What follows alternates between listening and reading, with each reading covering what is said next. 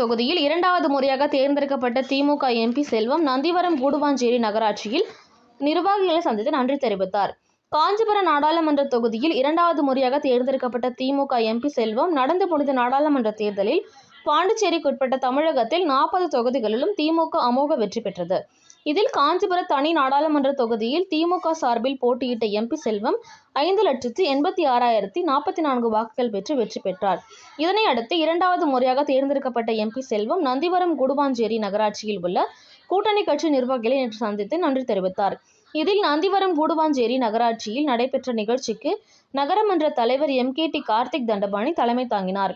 துணைத் தலைவர் வக்கீல் GK லோகநாதன் தலைமை பொதுக்குழு உறுப்பினர் ராமு ஜிகேந்திரன் ஆகியோர் முன்னிலை வகித்தனர். நடைபெற்ற நிகழ்ச்சியில் சிறப்பு அழைப்பாளர்களாக காஞ்சிபுரம் நாடாளுமன்ற உறுப்பினர் செல்வம், செங்கல்பட்டு தொகுதி MLA வரலட்சுமி மதுசூதனன் ஆகியோர் கலந்து கொண்டு திமுக, காங்கிரஸ், விடுதலை சிறுத்தை, மதிமுக, கம்யூனிஸ்ட் கட்சி, மனிதநேய மக்கள் கட்சி, இந்திய யூனியன் முஸ்லீம் லீக் உள்ளிட்ட கூட்டணி கட்சிகளை சேர்ந்த நிர்வாகிகள், திமுக ஒன்றிய நிர்வாகிகள், நகரமன்ற உறுப்பினர்கள் மற்றும் நகர செயலாளர்கள் ஆகியோரை சந்தித்து சால்வை அணிவித்து நன்றி தெரிவித்தார்.